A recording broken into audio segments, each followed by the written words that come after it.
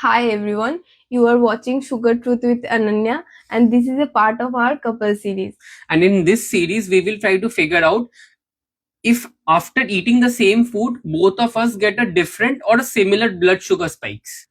The food which we have selected for our today's test is, so each one of us will have 500 grams of watermelon, which has approximately 120 calories and about 30 grams of carbs. And we will see what it does to both of our blood sugars.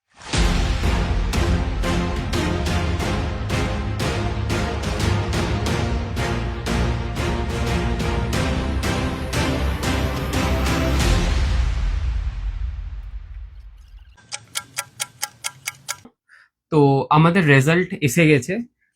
R actually অনেক shocking আছে result, কেন যে আমি 90% of the time ketogenic diet করি পুরো বছর। তো আমি ভেবেছিলাম যে এই খাবারটা খেলে যাতে অনেক কার্বোহাইড্রেটস আছে, ফ্রাক্টোজ আছে, তো হয়তো আমারই হয়তো সুগার স্পাইকটা বেশি হবে, কেন যে আমি অত ইউজ টু না অত হাই কার্ব ফুড খাওয়া নিয়ে। বাট এখানে রেজাল্টটা কিছুটা এরকম বেরিয়েছে, যেখানে আমার বেস লাইন ছিল 80 খাবার খাবার আগে গ্লুকোজ, আর আমার খাবার খাওয়ার পর হয়েছে 91।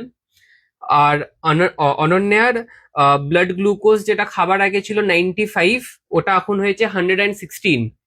তো অনন্যার অ্যাকচুয়ালি ব্লাড সুগার স্পাইকটা অনেক বেশি হয়েছে ফর সাম রিজন। অ্যাকচুয়ালি কি হয়, সুগার নট জাস্ট খালি খাবার থেকে, খাবার একটা ফ্যাক্টর হয়, বাট খাবার ছাড়া আরো অনেক রকম ফ্যাক্টর হতে পারে, যেরকম ঘুম। অনন্যার কালকে রাতে খুব একটা ভালো ঘুম হয়নি, so maybe that's why she is a little bit insulin resistant আছে। তো ওই জন্য ব্লাড সুগার স্পাইকটা হয়তো বেশি হয়েছে, but নেভারদালেস shocking result. For more content like this, please follow us.